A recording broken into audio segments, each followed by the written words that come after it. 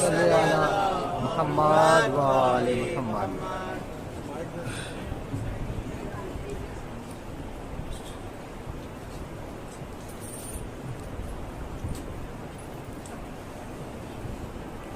رحم اللہ من یقرأ الفاتحہ.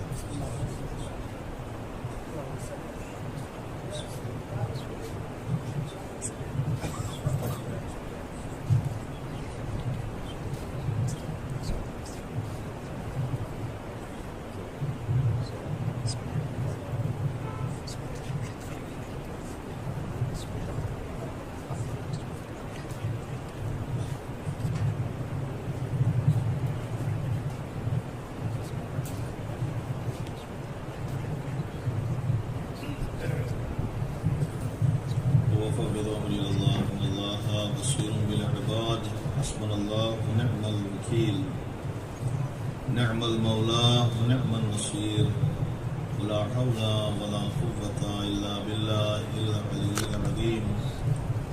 أعوذ بالله السميع العليم من الشيطان اللعين الرجيم. بسم الله الرحمن الرحيم. الحمد لله الذي جعلنا من المتمسكين بولاية علي بن أبي طالب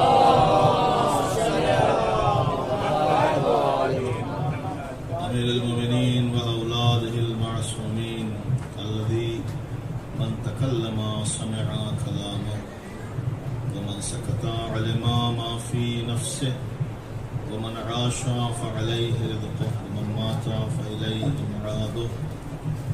والصلاة والسلام على نبي الأمي القرشي الهاشمي سيدنا ونبينا مولانا أبي القاسم محمد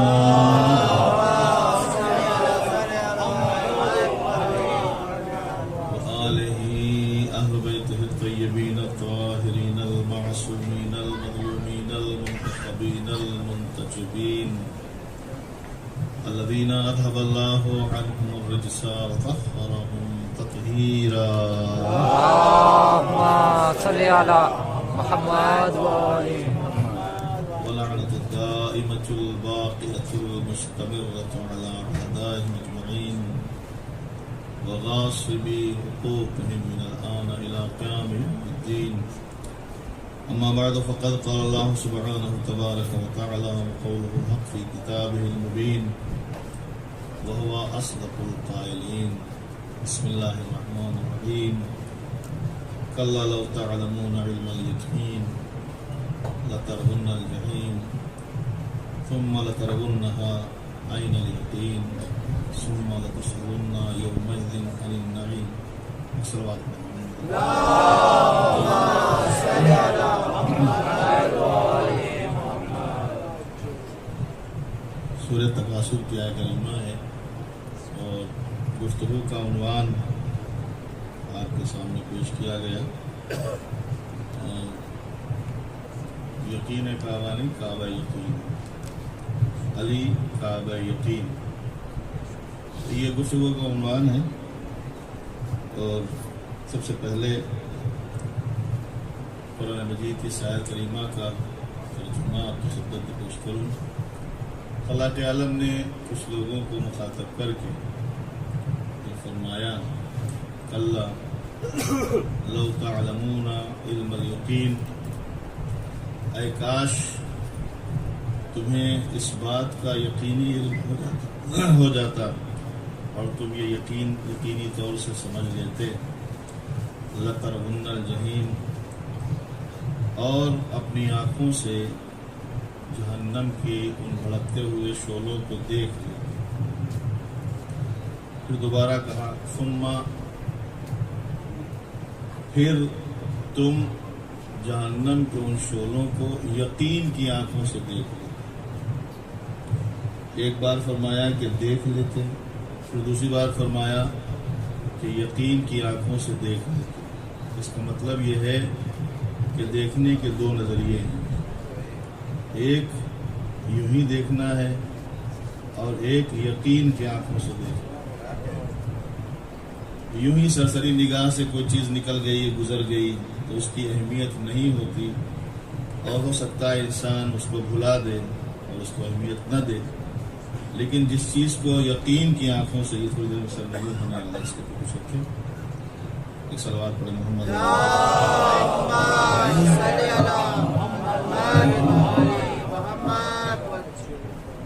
ایک اور صلوات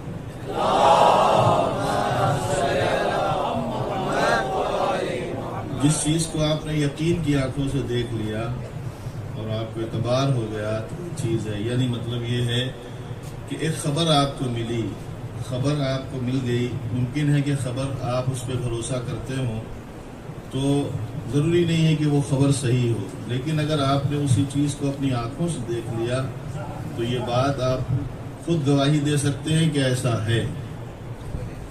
تو اللہ نے اس جہنم کی بات کی ہے کہ جس میں کچھ لوگوں کو بھیجا جائے گا، سب لوگوں کو نہیں بھیجا جائے گا، کچھ لوگوں کو بھیجا جائے گا، اور جن لوگوں کو بھیجا جائے گا ان کی نشاندہی پیغمبر کر چکے ہیں۔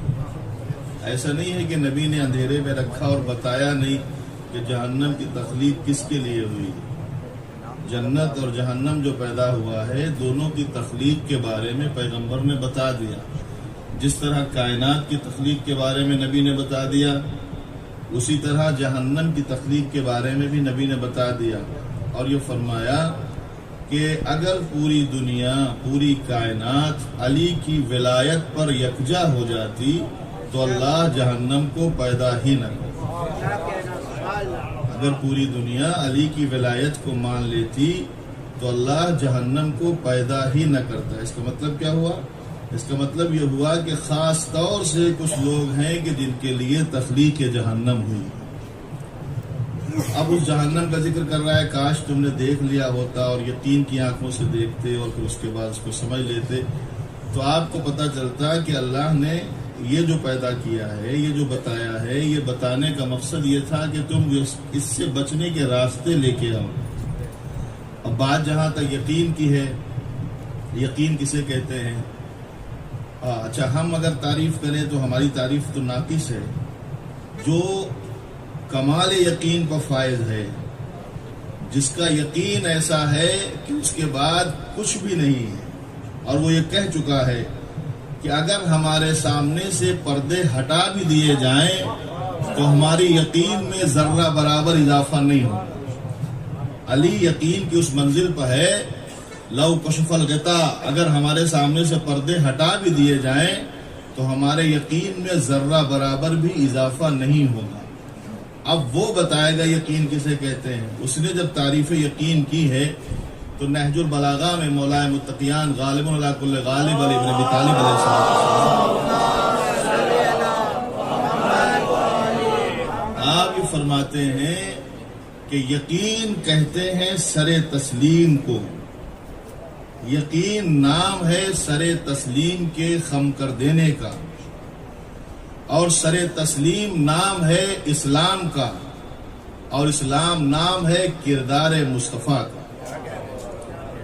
اسلام نام ہے کردار مصطفیٰ کا، اسلام کردار مصطفیٰ کو اسلام کہتے ہیں، کردار محمد کو اسلام کہتے ہیں۔ نبی کرتے چلے گئے، اسلام بنتا چلا گیا۔ اب جس نے خدا پر یقین کر لیا اس نے نبی کو مان لیا، جس نے نبی پر یقین کر لیا اس نے علی کو مان لیا۔ اب وہ کر رہے ہیں، جس نے خدا پر یقین کر لیا اس نے نبی کو مان لیا، اور جس نے نبی پر یقین کر لیا اس نے علی کو مان لیا۔ جو یقین بڑھتا گیا تیوں ہمارے جو ہے ماننے کا انداز ایمان کے سلسلے میں اضافہ ہوتا چلا گیا۔ ایک انسان ہے، جا رہا ہے سفر میں، اسے یقین ہے کہ یہاں کیمرے لگے ہوئے ہیں۔ جب یقین ہو جاتا ہے کہ کیمرے لگے ہوئے ہیں تو اسپیڈ دھیمی ہو جاتی کہ نہیں ہو جاتی؟ اور یہ نہیں پتا کہ وہ چل رہے ہیں کہ نہیں چل رہے ہیں، لیکن یہ پتا ہے کہ لگے ہوئے ہیں۔ چل رہے ہیں کہ نہیں چل رہے ہیں وہ تو بات کی بات ہے، مگر یہ معلوم ہے کہ لگے ہوئے ہیں، تو لگے ہونے کا یقین ہے، اس لیے اسپیڈ دھیمی ہو گئی۔ سمجھے؟ اب اگر جو ہے کیمرے نہ لگے ہوتے تو انسان اسپیڈ سے نکل جاتا۔ تو جہاں پر یقین پیدا ہو جاتا ہے وہاں اطمینان پیدا ہو جاتا ہے۔ نہیں غور فرمایا؟ جہاں پر یقین پیدا ہو جاتا ہے وہاں اطمینان پیدا ہو جاتا ہے، اور جہاں اطمینان پیدا ہو جاتا ہے وہاں خود خدا کہتا ہے اب یہ بتا کہ تیری رضا کیا ہے۔ صلوات بھیجے محمد والے محمد۔ جہاں یقین ہوتا ہے وہاں اطمینان ہوتا ہے، اور جہاں اطمینان ہوتا ہے وہاں وہ پوچھتا ہے کہ میں تو راضی ہوں، اب یہ بتا کہ تو کیسے راضی ہوگا، تجھے کیا چاہیے جو راضی ہوگا، جو تو کہتا چلا جا وہ میں کرتا چلا جاؤں۔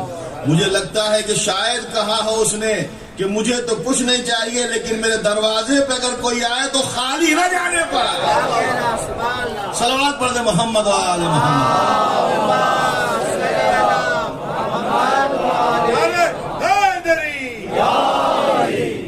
جتنا اب دیکھیں بہت سارے علماء نے یہ بات لکھی ہے، بہت اہم بات ہے، وہ کہتے ہیں وجود الہی، اللہ کا وجود، خدا کا وجود، اللہ ہے اس کا یقین، اللہ ہے اس کا یقین جو ہے، وہ کہتے ہیں کہ اگر کلمہ توحید نہ بھی آتا، انبیاء نہ بھی بھیجے جاتے، آدم نے تبلیغ نہ بھی کی ہوتی، نوح اور موسیٰ اور عیسیٰ شریعتیں لے کے نہ بھی آئے ہوتے، محنتیں کر کے لوگوں کو نہ بھی بتایا ہوتا، تو بھی حسین کا اطمینان کافی تھا وجود الہی کو ثابت کرنے کے لیے۔ حسین کا اطمینان کافی تھا وجود الہی کو ثابت کرنے کے لیے، اور جہاں خدا پر بھروسہ اور یقین ہو جاتا ہے وہاں اطمینان اس قدر بڑھتا ہے، اس قدر بڑھتا ہے کہ اب پرواہ نہیں ہے کہ موت ہم پہ آ پڑے یا ہم موت پہ جا پڑے، اب پرواہ نہیں ہے 40 کھچی ہوئی تلواریں ہیں کہ 10 کھچی ہوئی تلواریں ہیں، ہم تو چین سے بستر پر سوئیں گے، اب پرواہ نہیں ہے کہ ہم نے سجدے میں سر رکھ دیا ہے، کٹے یا اٹھے، کٹے گا تو اٹھے گا یا اٹھے گا تو کٹے گا۔ ہمیں اس کا یقین، ہمیں اعتبار ہے کہ جس کے لیے جھکایا ہے وہ جھکنے نہیں دے گا۔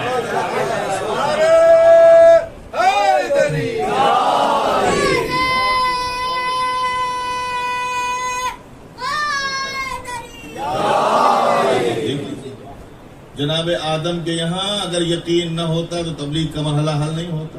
حضرت نوح کے یہاں اگر اعتبار نہ ہو، اس نے کہہ دیا کہ تم کشتی بناؤ، ہم کشتی کو جو ہے نجات دیں گے، اتنا پانی۔ آدم کو یقین ہے اور جناب نوح کو یقین ہے، پروردگار عالم پر بھروسہ ہے، اس لیے جو ہے خلاق عالم کے کہنے پر کشتی بنائی اور سوار ہو گئے اور چلنے لگے اور پہنچ بھی گئے۔ ابراہیم کو یقین کتنا ہے؟ اتنی آگ، غور فرمائے، اتنی آگ کہ اگر پرندہ گزر جائے تو جل کر خاکستر ہو جائے۔ آسمان سے باتیں کرنے والے شعلے جن کا نشان آج بھی باقی ہے، ہزاروں سال پہلے کی بات ہے لیکن نشان آج بھی باقی ہے۔ کربلا کے قریب کوئی ٹیلہ ہے جس کو کہتے ہیں یہ وہی ٹیلہ ہے جو نمرود کی جلائی ہوئی آگ کی راکھ سے بنا تھا، آپ سمجھے؟ اور اتنی بڑی آگ میں چلا جانا، اتنی بڑی آگ میں بے دھڑک اور مطمئن، اور کیسے پھینکنے والا مجبور ہے، بھیجنے والا مجبور ہے، آگ تو جلا دی مگر اب ابراہیم کو بھیجے کیسے بھیجے؟ کہا کام کرو، منجنیق تیار کرو، اس میں جناب ابراہیم کو رکھو، اور رکھنے کے بعد اس کو گھمایا جا رہا ہے۔ چکر کے درمیان میں جبرائیل آ گئے۔ کوئی تمنا ہے ابراہیم؟ نہیں۔ جبرائیل کا پاور جانتے ہیں آپ؟ جبرائیل کا پاور یہ ہے کہ اس چکر کے درمیان میں جو گھوم رہے ہیں وہاں سے بھی نکال لے جا سکتے ہیں۔ یقین آتا قرآن پڑھیے، قید خانے میں ہے، سارے دروازے بند ہیں، صبح کو یہ اعلان ہو چکا ہے کہ حضرت عیسیٰ کو فصولی دی جائے گی، رات میں جبرائیل آئے، چھوٹے سے روشن دان سے نکال کے لے گئے کہ نہیں لے گئے؟ وہ منجنیق میں گھوم رہے ہیں، ارادہ ہو، اجازت ہو تو میں یہیں سے جو ہے آپ کو لے کے غائب کر دوں، پھینکتے رہیں منجنیق۔ کیا ارادہ ہے؟ کوئی مدد چاہیے؟ کہ چاہیے تو، مگر آپ سے نہیں چاہیے۔ اس کا نام ہے یقین، کیونکہ وہ کہہ چکا ہے، وہ بتا چکا ہے، میرے لیے جا رہے ہو، ذمہ داری میری ہے۔ کہنے لگے جو کچھ چاہیے کا چاہیے تو ہے مگر تم سے نہیں، مدد چاہیے مگر اس سے چاہیے جس نے مجھ سے مدد کا وعدہ کیا ہے۔ اور یہ بھی کمال خدا کا ہے، وعدہ خود کرتا ہے، بھیجتا کسی اور کو ہے۔ نہیں سمجھے؟ یہ کمال خدا کا ہے، وعدہ خود کرتا ہے۔ آدم کی مدد کا وعدہ میں کروں گا، پورا علی کرے گا.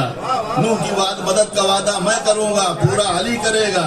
موسیٰ کی مدد کا وعدہ میں کروں گا، پورا علی کرے گا. عیسیٰ کی مدد کا وعدہ میں کروں گا، پورا علی کرے گا. ابراہیم کی مدد کا وعدہ میں کروں گا، پورا علی کرے گا. محمد کی مدد کا وعدہ میں کروں گا، پورا علی کرے گا. خیبر میں فتح کا وعدہ میں کروں گا، پورا علی کرے گا. احد میں نجات کا وعدہ میں علی کروں گا، پورا یہ علی کرے گا. اور بلکہ پروردگار آگے کہہ رہا ہے کہ ہم نے صرف مدد ہی نہیں بلکہ اپنے حصے بھی تقسیم کر دیے ہیں. کچھ میں کروں گا، کچھ علی کرے گا. زمین میں ہلاؤں گا، ٹھہرائے گا یہ. پانی میں برساؤں گا، روکے گا یہ. دریا میں بہاؤں گا، ٹھہرائے گا یہ. درخت میں اگاؤں گا، جھکائے گا یہ. سورج میں ڈوباؤں گا، پلٹائے گا یہ. چاند میں نکالوں گا، ٹکڑے کرے گا یہ. ستارہ میں بناؤں گا، دروازے پر بلائے گا یہ. قرآن میں بھیجوں گا، پڑھ کر سنائے گا یہ. کعبہ میں بناؤں گا، پیدا ہوگا یہ. ذوالفقار میں بناؤں گا، چلائے گا یہ. کوثر میں بناؤں گا، پلائے گا یہ. جنت میں بناؤں گا، بانٹے گا یہ.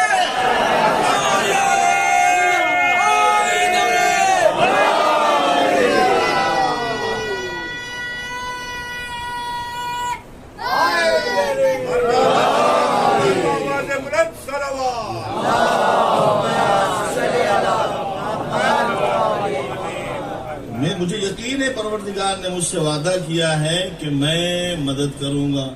اور میں تھوڑے کہتا ہوں، یہ میری بات نہیں ہے، خود علی کی بات ہے.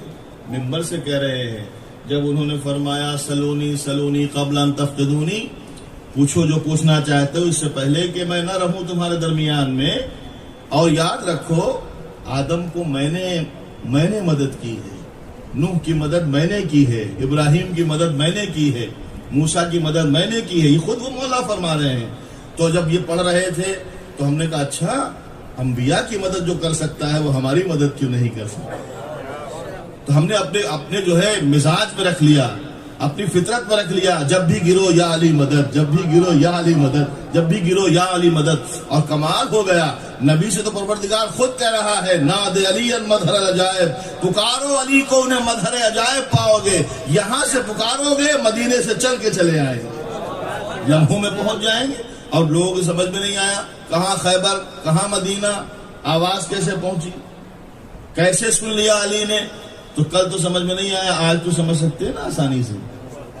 بھئی آپ یہاں بیٹھے ہیں، امریکہ میں کوئی آپ کا دوست بیٹھا بات کر رہے، بات ہی نہیں کر رہے، تصویر بھی دیکھ رہے ہیں. کس پوزیشن میں بیٹھا ہوا ہے، دکھتا ہے کہ نہیں دکھتا ہے؟ نہیں دکھتا. کیوں دکھتا ہے؟ کیا کمال ہے؟ کاہے کا کمال ہے؟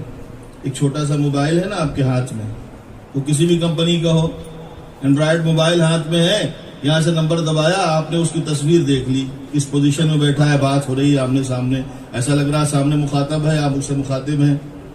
کیا سمجھے؟ یہ کبھی ایسا ہو کہ آپ یہاں موبائل لیے بیٹھے ہو، وہاں لکڑی کا ٹکڑا کان میں لگائے، بات ہوگی؟ نہیں ہوگی. نہیں سمجھے؟ کیونکہ آپ سمجھدار ہیں اس لیے میں آپ کی خدمت میں یہ بات آ گئی تو عرض کر دوں. وہاں اگر کوئی لکڑی کا ٹکڑا یا ماچس لگا کے کان میں ماچس کی ڈبی لگائے ہوئے ہے تو آئے گی آواز؟ نہیں. کیسے آئے گی؟ جیسا یہاں ہے، جیسا یہاں ہے ویسا وہاں ہو. اور ایسا بھی نہیں ہو کہ آپ کی بیٹری چارج ہے اس کی بیٹری چارج نہ ہو. نور کا رابطہ ہے یہ، نور دونوں میں برابر ہو، ادھر بھی نور ہو ادھر بھی نور ہو. ارے میاں ناقص نور میں جب ہزاروں کلومیٹر سنا جا سکتا ہے تو محمد بھی کامل نور تھے، علی بھی کامل نور. صلوات بھیج دے محمد و آل محمد.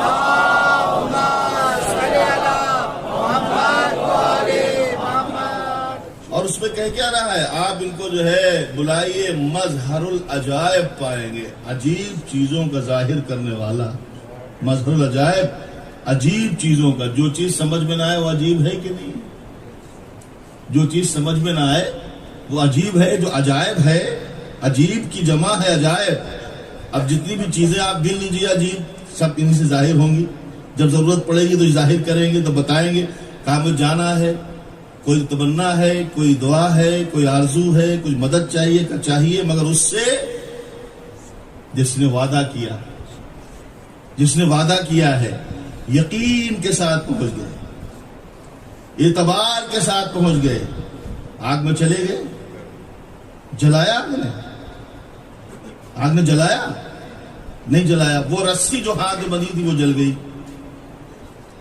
جو لباس پہنے ہوئے تھے وہ لباس بھی نہ جلا. حضرت ابراہیم کا جو لباس پہنے ہوئے تھے وہ لباس بھی نہ جلا. رسی ضرور جل گئی جو باطل نے باندھی تھی. اور قرآن کی آیت کہتی ہے یا نار کونی بردم و سلام علی ابراہیم. شاید اگر یہ آیت نہ آئی ہوتی تو اتنی ٹھنڈ ہو جاتی کہ نہیں بتا کہ ٹھنڈ سے کچھ ہو جاتا. سلامت رہیں, اتنی ٹھنڈی ہو جا کہ سلامت رہیں. یہ آگ کے شعلے گلزار ہو کے گلستان بنے کہ نہیں بنے؟ بنے. اچھا اب یہاں تک آگے تو ایک جو ہے اعتراض کا جواب بھی دے دیتا ہوں. ایک نبی اللہ کا حضرت ابراہیم, دوسرا نبی اللہ کا حضرت موسیٰ, سمجھے؟ اور ان دونوں کی جب خلقت, جب پیدائش ہوئی ہے, جب یہ پیدا ہوئے ہیں تو ان کے شکم مادر میں ہونے کا حمل جو ہے وہ ظاہر نہیں ہوا. اللہ نے حضرت ابراہیم کا حمل بھی چھپائے رکھا اور حضرت موسیٰ کا حمل بھی چھپائے رکھا. کس نے چھپایا؟ کیوں؟ کیونکہ وہاں نمرود کا خطرہ تھا کہ وہ انتظار میں تھا کہ ایسا بچہ نہ آ جائے جو ہمارے تخت و تاج کو برباد کرے. اور یہاں موسیٰ کا خطرہ تھا کہ کوئی ایسا بچہ نہ آ جائے. تو جان کے خطرے سے اللہ نے دونوں کے حمل کو چھپایا. اچھا حضرت ابراہیم حق ہے کہ نہیں؟ ہاں حق ہے. حضرت موسیٰ حق ہے. تو اللہ نے حق کو چھپایا کہ نہیں چھپایا؟ نہیں سمجھا. اللہ نے حق کو, وہ تو قادر مطلق ہے, اس کے لیے کیا ہے, لیکن اس کے یہاں کوئی بھی عمل یا تو اصول بتانے کے لیے ہوتا ہے یا غلط بات کی تصحیح کرنے کے لیے ہوتا ہے. جو غلط فہمیاں ہیں, اس نے حق کو چھپایا کہ نہیں چھپایا؟ تو حق کو چھپایا جان کے خطرے کی وجہ سے. اس کا مطلب یہ ہے کہ جب جان کا خطرہ ہو تو حق کو چھپا لینا بدعت نہیں ہے, سنت الہی ہے. بدعت نہیں ہے, سنت الہی ہے. اور اسی کا نام بدل کر تقیہ کہا جاتا ہے. صلوات بھیجے محمد والے محمد.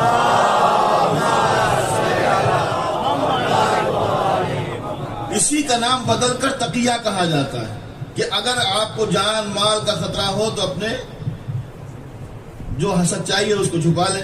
اچھا ایک ہم آپ کو تھوڑا سا اور ذرا سا میں آپ کو ریفریش کر دیتے ہیں, ایک تھوڑی سی بات اور عرض کر دیتے ہیں. اور آپ جانتے ہیں جب ہمارا پڑھنے کا حساب ہوتا ہے تو اسی طرح سے ہم پڑھتے بھی ہیں. پیغمبر اسلام نے ایک سورہ سنایا قرآن مجید کا. اس سورے کا نام ہے سورہ تبت یدا ابی لہب, سورہ لہب. جب یہ نازل ہوا تو اس میں اللہ کے نبی نے جہاں ابو لہب کی مذمت کی تھی وہیں اس کی بیوی کی مذمت تھی. حمالۃ الحطب, لکڑیاں بیننے والی. چونکہ یہ کانٹے بچھایا کرتی تھی نبی کے راستے میں. ابو لہب جو ہے وہ تو مخالفت کرتا تھا. اس کی جو بیوی تھی وہ رسول جدھر سے گزرتے تھے راستے میں کانٹے بچھاتی تھی تاکہ پیغمبر کو کانٹے لگ جائے, اذیت ہو. تو اللہ نے اس سے بھی ناراض ہو کے اس کے لیے بھی بھیج دیا کچھ. اس کا نام تھا ام جمیل. اس کا نام تھا ام جمیل. جب نبی نے یہ سورہ سنایا تو ابو لہب تو جو ہے وہ ہضم کر گیا, لیکن چونکہ وہ عورت ہے اس کو غصہ آ گیا. اس نے کہا اچھا نبی نے میری مذمت کی ہے, ہم نبی سے اپنی مذمت کا بدلہ لیں گے. ہم نبی سے اپنی مذمت کا بدلہ لیں گے. پوچھا نبی کہاں ملیں گے؟ کہا نبی حرم کے پاس ہے, خانہ کعبہ کے پاس ملیں گے. اور پیغمبر اسلام خانہ کعبہ کی دیوار سے ٹیک لگا کر اپنے کچھ مخصوص اصحاب کے ساتھ بیٹھے ہوئے تھے. سمجھ گئے؟ تا پتہ بتاؤں, جاگ رہے کہ نہیں جاگ رہے؟ کچھ مخصوص اصحاب کے ہمراہ بیٹھے ہوئے تھے. ایک دائیں طرف تھے اور ایک بائیں طرف تھے. منکر حیدر کو پہلو بھی بچا سکتا نہیں, منکر حیدر کو پہلو بھی بچا سکتا نہیں. سنگ باری ہو گئی ہے حارث بے دین پر, سنگ باری ہو گئی ہے حارث بے دین پر. یا علی بخیل لگا کہنے لگے تو بچ گئے, ورنہ پتھر خم میں آتے اور بھی 2-3 پر. صلوات ہے محمد و آل محمد.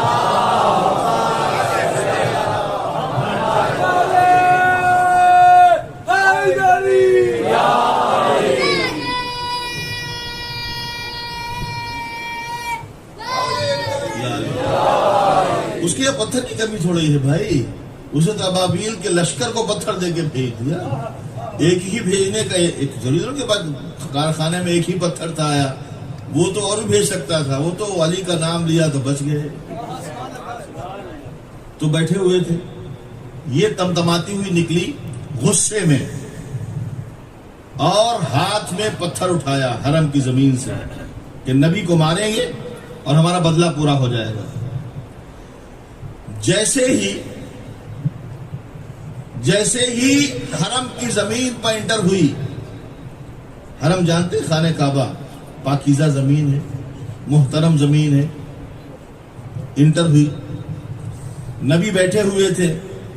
اچھا, جیسے اس کو آتے ہوئے دیکھا تمتماتے ہوئے غصے میں, تو جو برابر میں بیٹھے تھے انہوں نے کہا سرکار بچیے. کیا ہوا؟ کہ ام جمیل آ رہی ہے.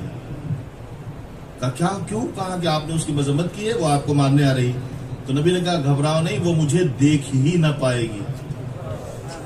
مجھے دیکھ ہی نہ پائے گی. تو ایسا کبھی ہوتا ہے کہ نبی اگر چاہیں تو کوئی دیکھ نہیں پائے گا, اور اگر چاہیں تو دیکھ سکتا ہے؟ جب تک یہ نہ چاہیں ان کو کوئی دیکھ نہیں سکتا. ثبوت دے دوں, مینا میں بیٹھے ہوئے چھٹے امام, برابر میں نابینا صحابی بیٹھے ہیں. آنے والا پوچھتا ہے ان صحابی سے کہ امام کہاں ہے؟ انہوں نے کہا یہ بیٹھے. امام کہاں؟ کہا یہ بیٹھے. کہاں بیٹھے؟ کہا یہ بیٹھے. جب 2-3 بار ہوا تو اس نے مولا سے پوچھا, مولا کیا بات ہے؟ میں نابینا ہو کے دیکھ رہا ہوں.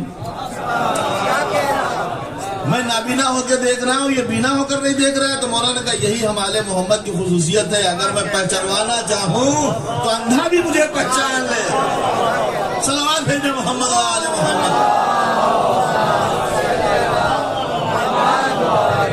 گھبرا نہیں, مجھے دیکھ نہیں پائے گی. تو ایسا ہوا کہ نہیں, نبی کے اس قول کی بنیاد پر ایسا ہو سکتا ہے کہ نبی نکل جائیں, نبی بیٹھے رہیں, نبی کو کوئی دیکھ نہ پائے. یہ کمال پیغمبر کے پاس ہے. مگر اس کمال, اب دیکھیے میں سنا رہا ہوں آپ کو, آپ کی مرضی جیسے سنیں. مگر اس کمال کے ہونے کے باوجود یہ کمال نبی کے پاس ہے کہ اگر وہ چاہے تو کوئی انہیں دیکھ نہیں پائے گا, وہ مجمع سے نکل جائیں گے. یہ کمال نبی کے پاس ہے. اگر یقین نہ ہے تو آج یاد کر لیجئے. کہاں ہے امام آپ کو کچھ پتا نہیں, لیکن ہے. یہ کمال ہے کہ نہیں؟ 12واں جانشین ہے, اس کے پاس کمال ہے کہ نہیں کہ وہ اگر نہ چاہے تو آپ اس کو دیکھ نہیں سکتے. تو نبی کے پاس کمال تھا کہ نہ دیکھ پائے گا. مگر اس کمال کے ہونے کے باوجود جب نبی کو مکے سے نکلنا تھا, اگر نبی چاہتے تو کوئی دیکھ بھی نہ پاتا اور نبی نکل جاتے. مگر نبی نے اپنے بستر پر علی کو سلایا. نبی نے اپنے بستر پر علی کو سلایا اور یہ بتایا کہ جب ایک رات کے لیے نبی اپنا بستر نہیں چھوڑ سکتا خالی, تو قیامت تک کے لیے ممبر خالی کیسے چھوڑے؟ صلوات پڑھ دے محمد و آل محمد.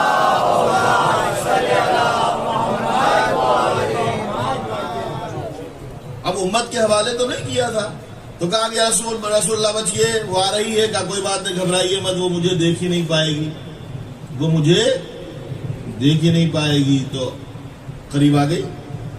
جب اور قریب آ گئی تو ان کی بے چینی اور بڑھی. تو انہوں نے کہا یا رسول اللہ وہ بہت قریب آ گئی ہے. تو نبی نے کہا میں نے کہا نہیں دیکھ پائے گی. اچھا یہ بے چین ہو رہے ہیں, کبھی دایاں پہلو کوئی بایاں پہلو. نبی نے یہی تو کہا تھا مجھے نہیں دیکھ پائے گی, یہ نہیں کہا تھا کہ تمہیں نہیں دیکھ پائے گی. سمجھے؟ اور نبی کو تو دیکھ نہیں پائے گی. اور یہ بے چین کیوں تھے؟ کیا سمجھتے ہیں؟ نبی سے محبت سے بے چین تھے. یہ ان کا تو پلاننگ یہی تھا. بس سورہ منافقون جو آیا ہے اسے پڑھ لیجئے. ان کا تو پلان ہی یہ تھا کہ کوئی راستہ نکلے اور نبی راستے سے ہٹے اور ہم حاکم بن جائیں. ان کا تو مقصد پورا ہو رہا تھا. کیا سمجھتے؟ یہ نبی کی جان کو بچانے کے لیے بے چین تھے؟ نہیں بھیا, یہ نبی کی جان کو بچانے کے لیے بے چین نہیں تھے، اصل میں بے چین اس لیے تھے کہ اگر کہیں غصے میں نشانہ چوکا، اگر کہیں غصے میں نشانہ چوکا تو کیا ہوگا؟ تو پھر برابر میں جو بیٹھے ہیں انہیں کو لگے گا۔ تو یہ اپنا سر بچانے کے چکر میں نبی سے کہہ رہے تھے اٹھیے، لیکن نہیں۔ جب وہ قریب آئی تو نبی کو تو نہیں دیکھ پایا، ان سے پوچھا،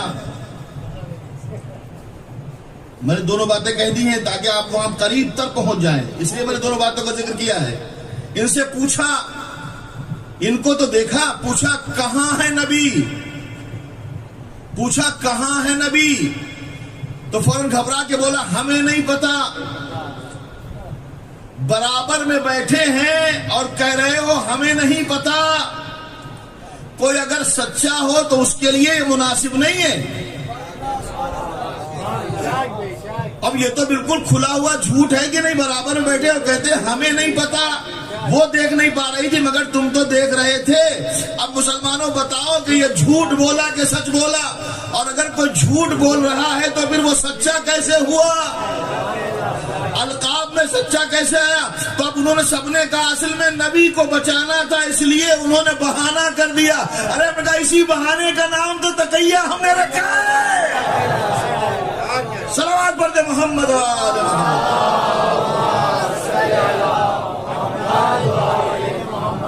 ضرورت کے تحت سچی بات کو چھپا لینا۔ جناب ابراہیم پیدا ہونے والے تھے، اللہ نے جو ہے ہم کو چھپا لیا۔ حق چھپایا کہ نہیں چھپایا؟ چھپا لیا، پتہ نہیں چلا، تشریف لے آئے دنیا میں، حاضر ہو گئے، آغوش مادر میں ہے۔ اچھا اب تو آ گئے، اب کیا کریں؟ اب وہاں پہ وحی ہوئی کہ جاؤ ان کو لے جا کر فلاں جگہ پر رکھ دو، پہاڑ کے ایک جو ہے غار میں جا کر غار میں ان کو چھپا دو۔ حضرت ابراہیم کو غار میں چھپا دیا گیا۔ اچھا ڈھونڈنے والے ڈھونڈتے پھرے ادھر ادھر، خبر تو مل گئی کہ کوئی بچہ پیدا ہوا ہے، تو کہاں پیدا ہوا، کہاں گیا؟ تو پتا چلا کہ شاید کہیں چھپایا گیا۔ تو ڈھونڈتے ڈھونڈتے جو دشمن تھے نبی کے وہ غار کے دہانے تک پہنچ گئے۔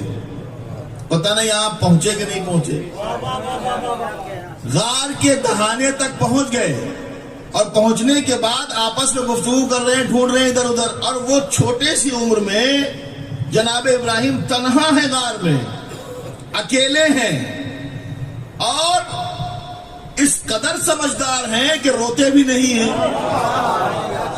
ماں نہیں ہے، روتے بھی نہیں ہے۔ حضرت ابراہیم سے کہے بھائی اب ماں نہیں ہے، اکیلے ہیں، روئیے۔ کہا کیسی بیوقوفی کی باتیں کرتے ہیں، غار میں رونا کوئی عقل مندی کی بات ہے؟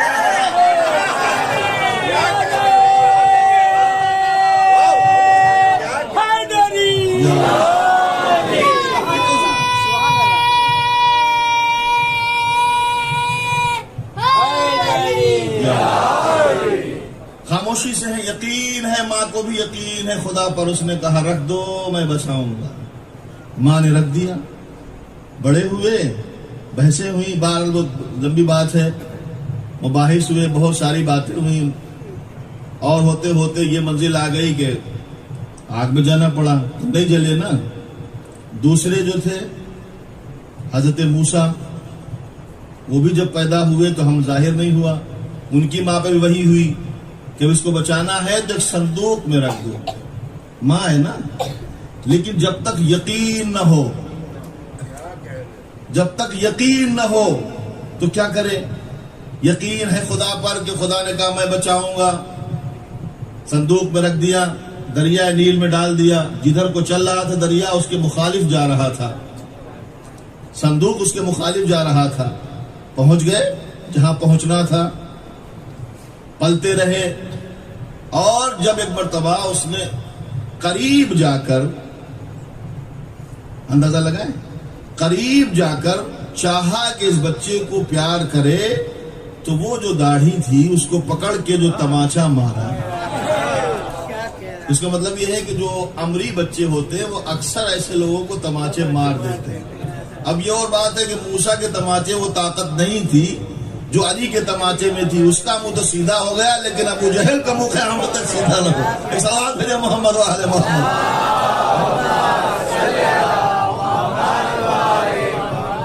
اور جب لپڑ کھایا تو اس کے بعد اس کو سمجھ میں آیا کہ یہ بچہ تو کوئی معمولی نہیں ہے، معمولی نہیں، سمجھ گیا۔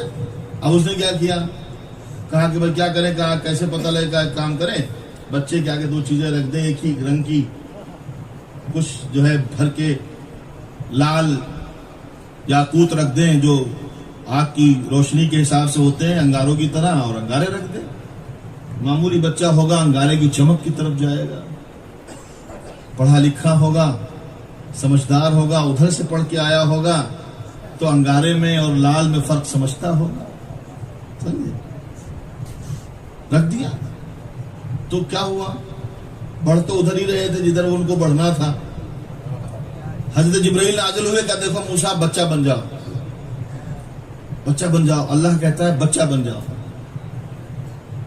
اللہ ڈائریکٹ حکم دے رہا ہے کہ نہیں، چھپا لو اپنی شخصیت کو چھپا لو اور بچہ بن جاؤ اور انگارہ اٹھا لو۔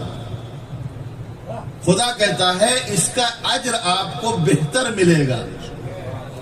یقین تھا تو انگارہ اٹھا لیا، نہیں سمجھے، یقین تھا تو انگارہ اٹھا لیا۔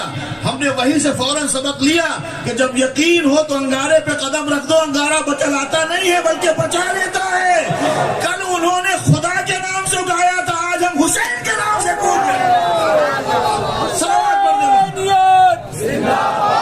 حسینیت حسینیت صلوات محمد و آل محمد، آواز بلند اللہم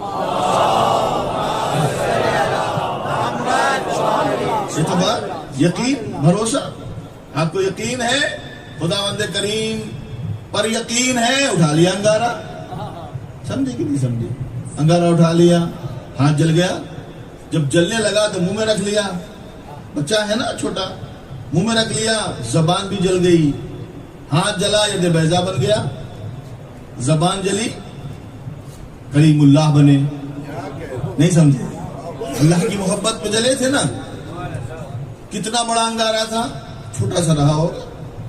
ایک انگارے کی آپ اپنے ذہن میں وہ رکھ لیجیے، ایک انگارہ چھوٹا سا، دیکھیے بہت غور سے سنیے آپ، اور میں بتانا کچھ چاہتا ہوں۔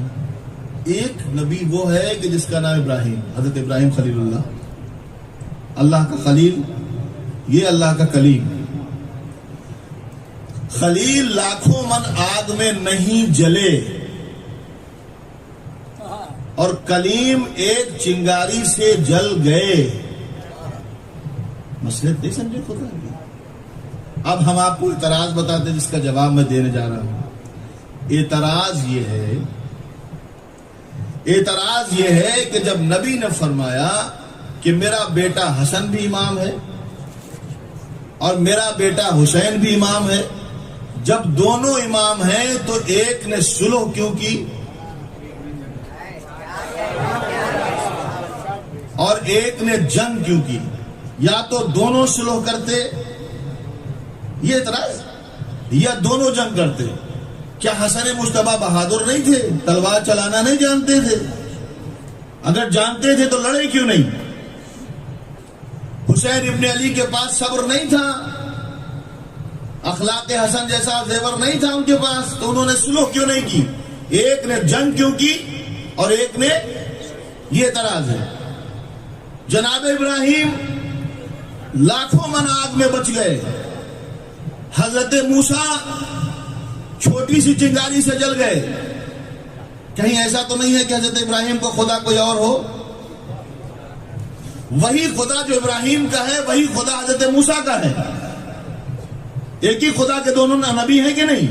تو پروردگار عالم اگر جلانا تھا تو دونوں کو جلاتا، جلانا تھا تو دونوں کو جلاتا، اور اگر بچانا تھا تو دونوں کو بچاتا۔ یہ کیا ہوا؟ ابراہیم لاکھوں من آگ میں بچ گئے، موسیٰ چنگاری سے جل گئے، تو جواب آیا ہمارے یہاں معیار جلانا یا بچانا نہیں تھا، ہمارے یہاں معیار جلانا یا بچانا نہیں تھا، معیار تھا نبی کو بچانا، جناب ابراہیم جب ہی بچ سکتے تھے جب آگ نہ جلائے، اور موسیٰ جب ہی بچ سکتے تھے جب آگ جلا دے. نہیں سمجھے؟ ابراہیم جب ہی بچ سکتے تھے جب آگ نہ جلائے، موسیٰ جب ہی بچ سکتے تھے جب آگ جلا دے. تو ہم نے بھی کہا حسن و حسین کے یہاں سلو اور جنگ معیار نہیں ہے، معیار ہے دین کا بچانا. جب جنگ سے بچے گا تو جنگ کریں گے، جب سلو سے بچے گا تو سلو کریں گے.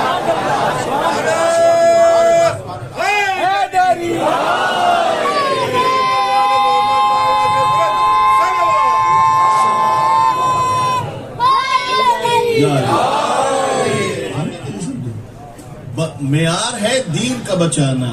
علی مرتضیٰ کے یہاں گھر میں بیٹھنا معیار یا تلوار اٹھانا معیار نہیں تھا.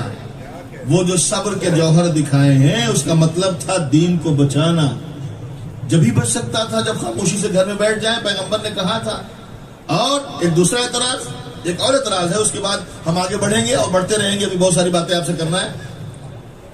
دوسرا اعتراض اور ہوتا ہے، اور وہ یہ ہوتا ہے کہ اتنی بڑی امت میں جو نبی کے بعد تھی، اتنی بڑی امت میں کیا کوئی نہیں تھا جو یزید کے مقابل میں کھڑا ہو جاتا؟ کیا کوئی نہیں تھا کہ جو یزید کے مقابل میں کھڑا ہو جاتا اور جنگ کرتا؟ یہ کربلا کے میدان میں حسین ابن علی ہی کیوں آئے؟ سمجھے؟ اب انہوں نے لسٹ گنانا شروع کی، فلاں صحابی کے بیٹے تھے، فلاں صحابی کے بیٹے تھے، فلاں صاحب تھے، بڑے بڑے نام دیے. اور جو ہم نے لسٹ کو دیکھا اور اس کے بعد آگے بڑھے تو سارے صحابی کے بیٹے ادھر ہی تھے. عمر سعد کا بیٹا تھا. اور اس کے بعد جو ہے بنی امیہ نے بڑی خوبصورتی سے اپنے جو دامن کے داغ کو کوفے والوں کے اوپر ڈال دیا کہ انہوں نے بلایا، انہوں نے ستایا، انہوں نے ہی قتل کیا. اچھا، پھر اس کے بعد آگے تھوڑا بڑھے، ان کے جو اللہ ملا جو بیچارے تھوڑا بہت کم پڑھے لکھے تھے، انہوں نے کہا اب انہوں نے ستایا اور یہی روتے ہیں. ہم کب خالی روتے تھوڑے ہیں، مجلس کے بعد لعنت بھی کرتے ہیں. ہم خالی روتے ہی تھوڑے ہیں، تو لعنت بھی کرتے ہیں قاتلان حسین پہ. تو آج یہ بیٹھ جاتے ہیں. اور اگر آپ بیٹھیں گے تو امام معتزلی پکڑ لیں گے، امام معتزلی پکڑ لیں. ابھی کہاں بیٹھ گئے؟ تو وہ انسانیت کی باتیں کرتے کرتے جب کربلا پہنچے تو کہنے لگے کربلا میں بہت بڑا انسانیت کا خون ہوا. اور اس کے بعد کہتے ہیں کہ ہوا تو ہوا مگر کربلا بیان نہیں ہونا چاہیے. سمجھے؟ کہتے ہیں انسانیت کا خون ہوا مگر کربلا بیان نہیں ہونا چاہیے. کیوں؟ ارے جب کربلا بیان ہوتی ہے تو بزرگوں کے عیب کھلتے ہیں. یہ انہوں نے ریزن دیا کہ بزرگوں کے عیب کھلتے ہیں. جیسے یہ میں نے پڑھا تو میری جو ہے تو میں نے کہا کیا بھائی، کربلا بیان ہو، شمر کے عیب کھلیں، سنان کے عیب کھلیں، عمر سعد کے عیب کھلیں، یزید کے عیب کھلیں، یہ بزرگ کہاں سے آ گئے؟ تو جب یہ ہم نے پڑھا تو سمجھ میں آ گیا کہ یزید اکیلا نہیں، یزید پورے سسٹم کا نمائندہ تھا. صلوات بھیجیں محمد و آل محمد.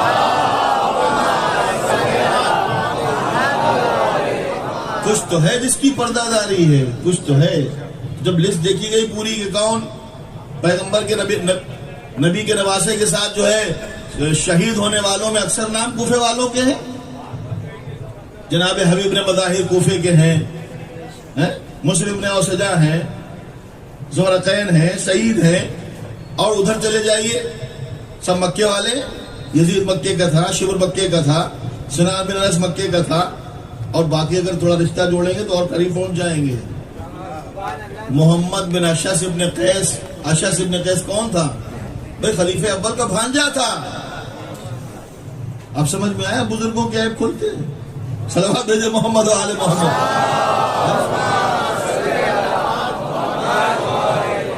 اب انہوں نے نام دیا کہ فلاں صاحب کیوں نہیں گئے، فلاں صاحب کیوں نہیں گئے، فلاں صاحب کو بھی جانا چاہیے تھا، وہ بھی تو تھے، وہ بھی تو تھے. ہم نے کہا تھے، سب تھے، گئے نہیں.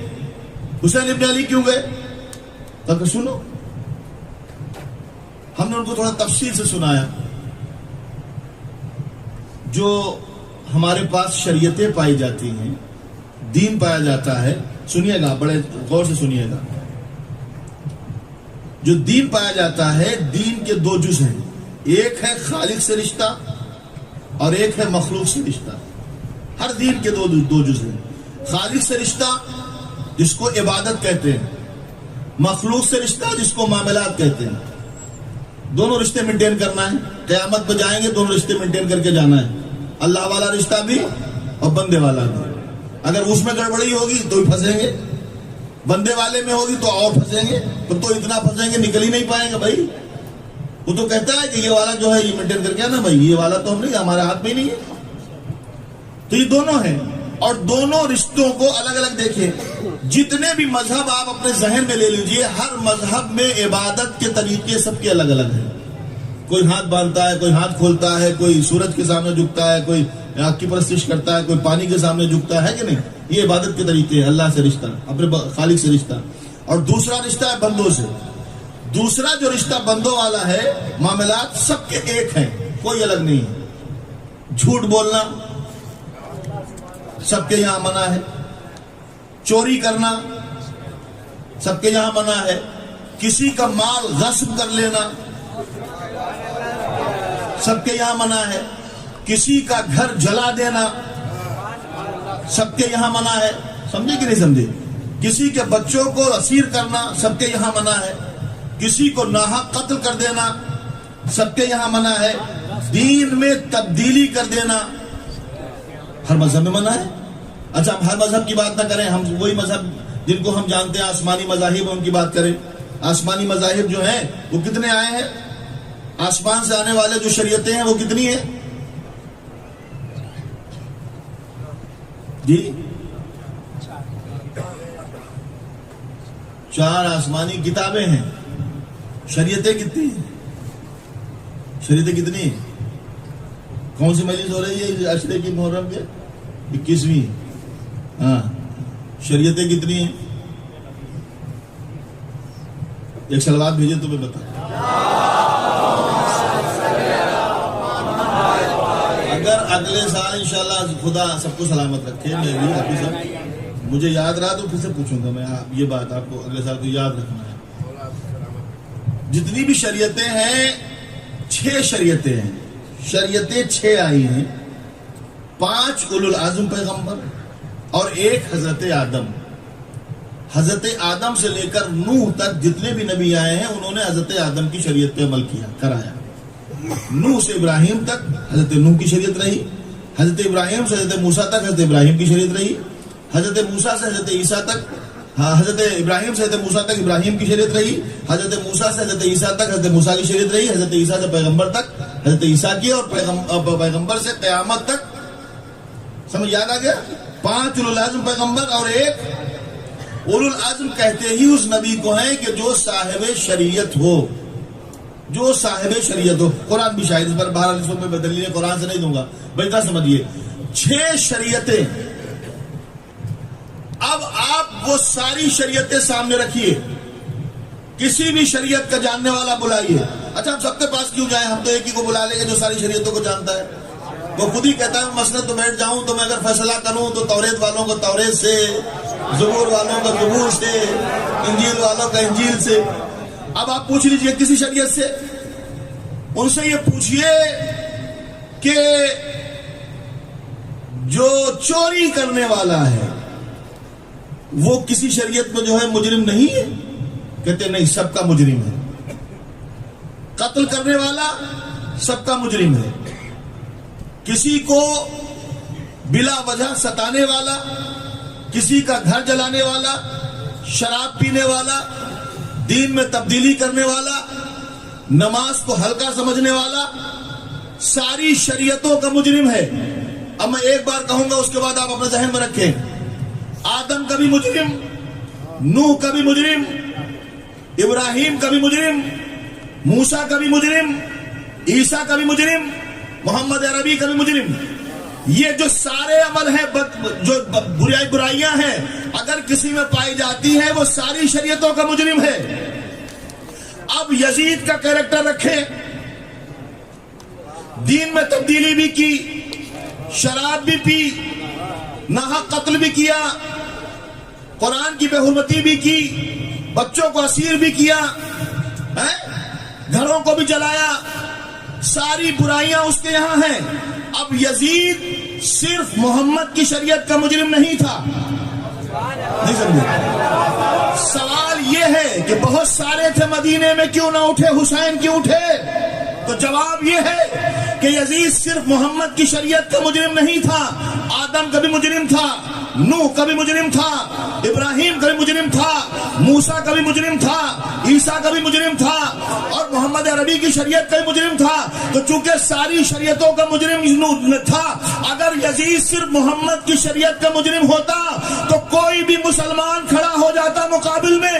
چونکہ ساری شریعتوں کا مجرم ہے، اب کوئی معمولی نہ آئے گا، وہ آئے گا جو آدم کا بھی وارث ہوگا، نوح کا بھی وارث ہوگا، ابراہیم کا بھی وارث ہوگا، موسیٰ کا بھی وارث ہوگا، عیسیٰ کا بھی وارث ہوگا، محمد کا بھی وارث ہوگا۔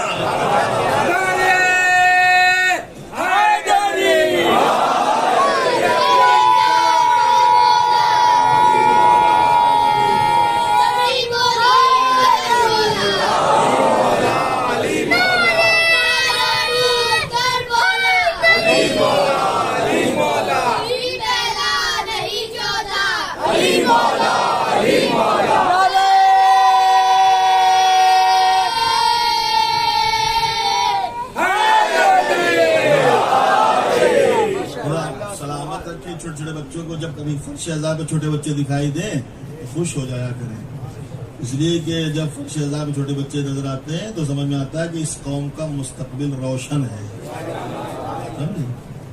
اس قوم کا مستقبل روشن ہے۔ تو اب صرف حسین کیوں اٹھے، کیوں آئے؟ کیونکہ سارے انبیاء کے وارث حسین تھے۔ کیا سمجھتے ہیں کہ یہ حسین ابن علی کا ہاتھ اس کو یزید کو مل گیا، بس ہو گئی؟ یہ کیا تھا اس میں؟ اس دست حسین میں کیا تھا کہ یزید نے اس کو پانے کے لیے تخت لگایا، تاج لگایا، دولت لگائی، سلطنت لگائی، حکومت لگائی، سب کچھ تو لگا دیا کہ نہیں لگا دیا؟ یہ صرف ایسا نہیں تھا کہ حسین کا ہاتھ اس کو مل جائے، 2/3 دنیا کا مالک تھا یزید، سب کچھ تو تھا اس کے پاس۔ ایک دست حسین کو حاصل کرنے کے لیے اس نے ساری طاقت لگا دی۔ کیا تھا اس میں؟ اب سمجھ میں آیا کیا تھا؟ حسین اگر یزید کی بیعت کرتے تو اس کا مطلب یہ نہ ہوتا کہ حسین نے یزید کی بیعت کی، اس کا مطلب یہ ہوتا کہ آدم نے شیطان کی بیعت کی، نوح نے کافروں کی بیعت کی، ابراہیم نے نمرود کی بیعت کی، موسیٰ نے فرعون کی بیعت کی، عیسیٰ نے حواریوں کی بیعت کی، محمد نے عتبہ، طیبہ، شیبہ کی بیعت کی۔ اب حسین کا جملہ سمجھ میں آیا، مجھ جیسا تجھ جیسے کی بیعت نہیں کرتا، مجھ جیسے آدم ہے، تجھ جیسا شیطان ہے، مجھ جیسے نوح ہے، تجھ جیسے کافر ہے، مجھ جیسے ابراہیم ہے، تجھ جیسا نمرود ہے۔ جس طرح مجھ جیسے چل کے چلے آئے ہیں ویسے ہی تجھ جیسے بھی آئے ہیں، اسی لیے مجھ جیسے کو شجر طیبہ کہتے ہیں، تجھ جیسے کو شجر خبیثہ کہتے ہیں۔ صلوات بھیجے محمد و آل محمد۔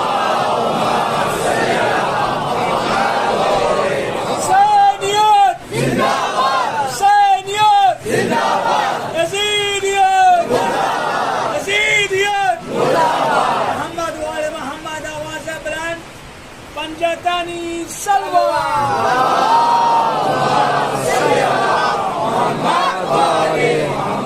یقین ہوتا ہے تو اطمینان ہوتا ہے، اور جو اطمینان ہوتا ہے تو عمل کی منزل میں آتے ہیں۔ ہم جو یہاں گھر سے چل کے آئے ہیں، ہمیں یقین ہے کہ زہرا نے ہمیں بلایا، ہمیں یقین ہے کہ اس محنت کا صلہ موجود ہے۔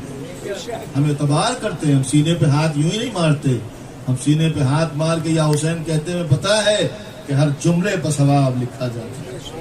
جانتے ہیں جب قدم اٹھاتے ہیں مجلس کے لیے گھر سے تو ہر قدم پر ثواب لکھا جاتا ہے، بلکہ ہم نے تو یہاں تک دیکھا ہے کہ جب قدم چلتا ہے تو زمین پر نہیں پڑتا، فرشتے اپنے پروں کو بچھا دیتے ہیں۔ مجلس حسین میں جا رہے ہیں، اس حسین کی مجلس کی، جس کی مجلس کرنے کے لیے اس کے اہل بیت نے کتنی محنتیں مشقتیں کی ہیں، اور جس کی بنیاد زینب نے ڈالی، اور زہرا کی بیٹی کو یقین تھا کہ آج میں بنیاد ڈال رہا ہوں، قیامت تک یہ بنیاد جو میں نے ڈالی ہے چلتی رہے گی۔ میں کہوں گا بی بی اگر آپ کو ہمارے اوپر یقین تھا تو ہم بھی اس کو آگے بڑھا رہے ہیں۔ حسین اپنے بچے سے کہہ رہے تھے یا بنیا بلغ لشیتنا السلام، میرے شیعوں کو میرا سلام کہہ۔ پیغمبر نے کیا کہا تھا؟ حسین کے قتل پر مومنوں کے دلوں میں ایک حرارت پیدا ہوگی جو قیامت تک نہیں بجھے۔ نبی کو یقین تھا کہ مومن حسین کا ماتم کریں گے، تبھی تو زہرا سے کہا تھا بیٹی گھبرائیے نہیں، جوان جوانوں کا ماتم کریں گے، بوڑھے بوڑھوں کا ماتم کریں گے، بچے بچوں کا ماتم کریں گے۔ یقین ہے کہ بی بی یہاں آئی ہوئی ہے، اعتبار ہے کہ ان کے ہاتھ میں رومال ہے، اور یقین ہے کہ میرا آنسو ان کے رومال میں پہنچے گا اور وہ آنسو ان کے لیے مرہم بنے گا۔ بات کرتے کرتے یہاں تک پہنچ گئے، محرم کی آج 20 محرم گزر گئی، حسینی قافلہ کربلا سے رواں ہے، لٹا ہوا قافلہ لے کر سید سجاد چل رہے ہیں۔ چل کہاں رہے ہیں؟ ان کو گھسیٹ کے لے جائے گا، پیروں میں بیڑیاں ہوں، ہاتھوں میں ہتکڑیاں ہوں، اگر کوئی گرتا بھی ہے تو منہ کے بل گرتا ہے، گلے میں تو کے خاردار۔ ایک بار میں دیکھ رہا تھا کہ تو کے خاردار کی کیا معنی ہے، تو جب دیکھا تو پتا چلا کہ توق ہوتا ہے تو زمانے میں پہنایا جاتا تھا کہ جو ایسا بنا ہوا ہوتا ہے اس کے اندر کی طرف کانٹے ہوتے ہیں، اندر کہ اگر سر اٹھا ہے تو جھک نہیں سکتا، اور اگر سر جھکا ہے تو اٹھ نہیں سکتا۔ لنگر کمر میں پڑا ہوا ہے، اب تو نہیں پتا امام علی مقام کے اس عالم میں، اچھا اس پہ بھی بخار ہے، اس پہ بھی بیمار ہے۔ زینب کو اب یہ ذمہ داری ملی ہے کہ امامت کو محفوظ رکھ کے لے جائیں، چل تو دیے کربلا سے، ایک قلق دل میں ہے، بابا آپ کا لاشا بھگو دو، بابا آپ کی میت بھگو دو۔ میں ایک چھوٹی سی روایت آپ کی خدمت پڑھتا ہوں۔ میں بھی اولاد والا ہوں، آپ سب اولاد والے ہیں، خدا آپ کے بچوں کو سلامت رکھے، ماں بہنوں کی گودیں آباد رہیں، بچوں کے سروں پر ماں باپ کا سایہ رہے۔ اسی کہ سیدہ کی بیٹی زینب نے، سیدہ کی پوتی سکینہ نے بہت دعا کی ہے، پروردگار میری یتیمی کا واسطہ جو میرے بابا پر رونے والے ہیں ان کی یتیمی سے محفوظ ہے۔ اور یہاں کہیں نہ کہیں وہ بھی ہوگی ساتھ میں، سیدہ کے ساتھ وہ بھی آئی ہوگی۔ غم شہم نکل کر آنکھ سے قطرہ جو گرتا ہے، اٹھاتی ہے سکینہ خاک سے وہ چوم کر آنسو۔ جب یہ قافلہ چل رہا تھا، چلتے چلتے جہاں جناب زینب اولیاء مقام کا روضہ ہے دمشق میں، وہاں ایک باغ تھا، وہ باغ مسلمان کا نہیں تھا، نان مسلم تھا اور آسمانی کتابوں کا ماننے والا تھا۔ جو وہاں باغ میں یہ قافلہ پہنچا تو وہاں ایک چشمہ جاری تھا، تو جو لانے والے تھے انہوں نے کہا یزید کے پاس بعد میں چلیں گے انعام وغیرہ لینے کے لیے، پہلے ذرا یہاں پانی وغیرہ پیتے ہیں، آرام کرتے ہیں، آرام کر لیتے ہیں، اس کے بعد چلیں گے۔ اچھا، آرام کا یہ عالم تھا کہ راستے میں جب کبھی قافلہ رکتا تھا تو خود خیموں میں رہتے تھے اور اہل بیت کو دھوپ پر اٹھاتے۔ آپ کو پتا ہے کہ جب گئے ہیں جناب عبداللہ نے جناب زینب کا چہرہ دیکھا تو پہچانا نہیں ہے، اس لیے کہ چہرے متغیر ہو گئے۔ جہاں قید خانہ بھی ملا تو وہ بھی دن کی دھوپ پڑتی تھی، رات کی اوس پڑتی تھی، اور ایسے میں ہاتھوں میں اگر کسی کے زنجیریں ہو تو کتنی جلتی۔ ایک روایت کہتی ہے کہ راستے میں سید سجاد کی زنجیریں جب جلنے لگی تو امام بیٹھے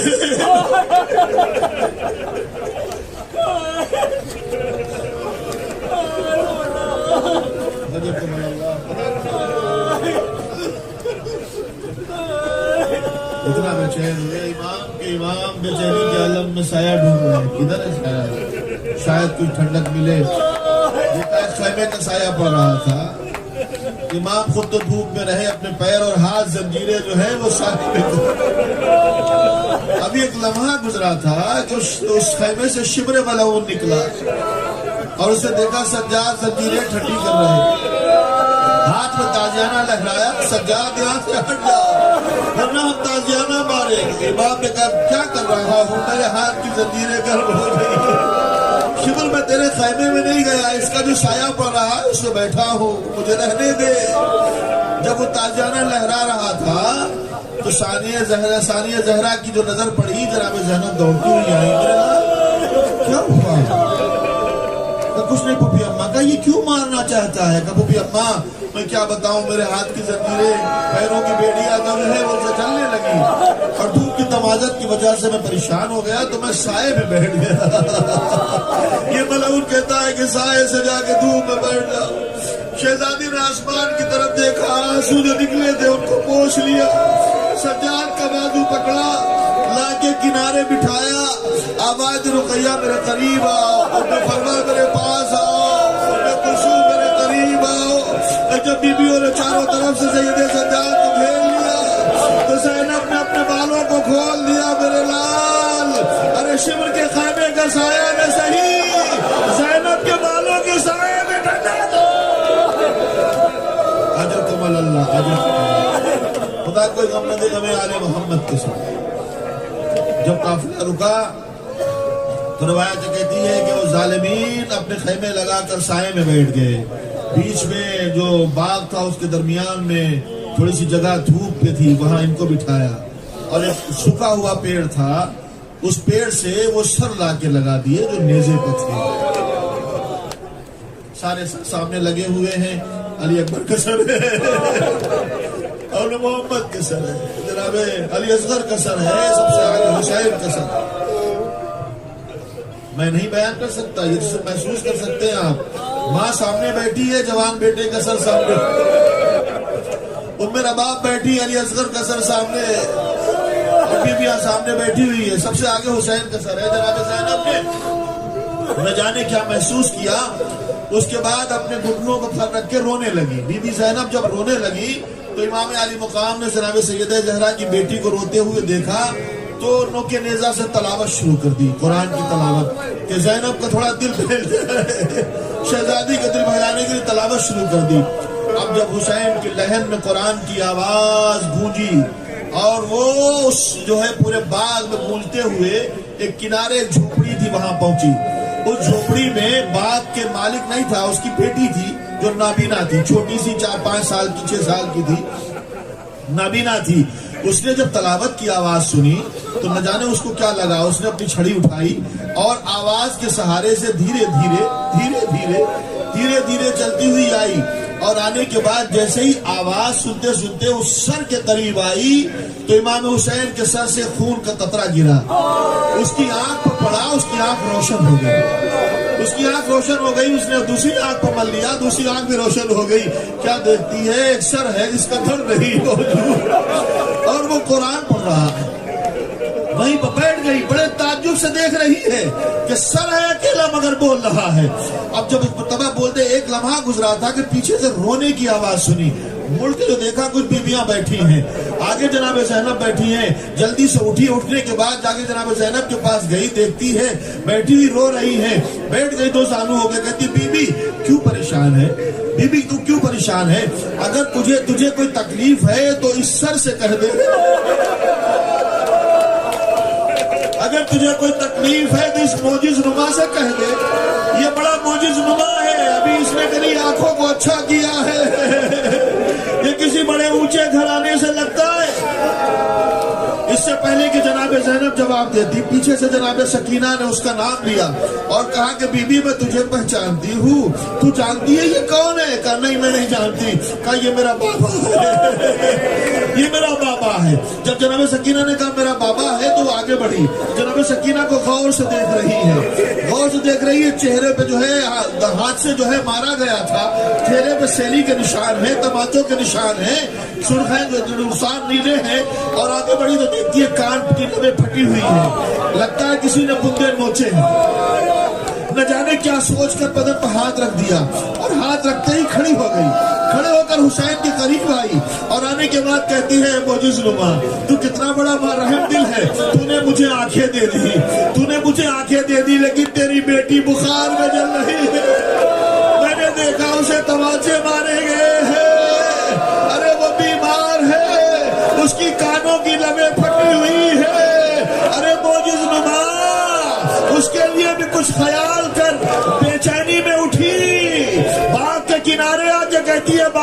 जल्दी आओ, बाबा जल्दी आओ। बाप घर से बेचैन होकर निकला, कहीं बेटी गिर न जाए। कहा बेटी क्या हुआ? कहा बाबा घबराइए नहीं, मेरी आंखें रोशन हो गई है। कहा कैसे? का मोजिज़नुमा आया है, धर नहीं है, खाली सर है, कुरान की तलावत कर रहा है, उसने मुझे शफा दी है। कहा अच्छा तो मैं भी मिलना चाहता हूँ। बाप जैसे इंटर होना चाहता है, आगे बढ़ना चाहता, बेटी हाथ फैला के खड़ी हो गई। बाबा यहाँ ना आइएगा। अरे वो अकेला नहीं आया, उसके साथ उसकी बहनें भी आई है, उसकी बेटियां भी आई है। अरे बेरिदा है, ज़ैनब ने मैं दफ्तर कर लिया। अरे बाबा अली, मुसलमानों ने हमें नहीं पहचाना, पहले किताब में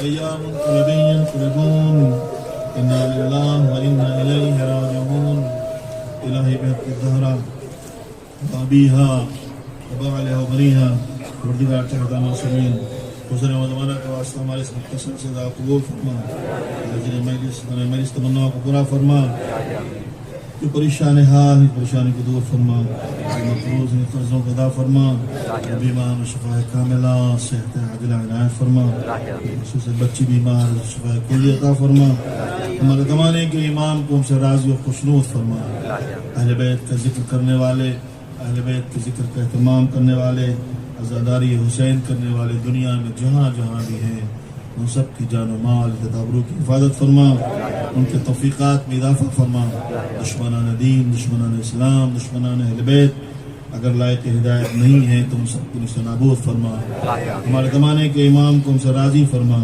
ظہور امام میں تعجیل فرما، ہمیں ان کے اعوان و انصار میں شامل ہونے کی سعادت نصیب فرما۔ ربنا تقبل منا انک انت السمیع العلیم۔ گزارش ایک مرتبہ الحمد سی متصل والا کی طرف فرما کر ان مرحومین کی روح کو ساتھ ساتھ فرمائیں۔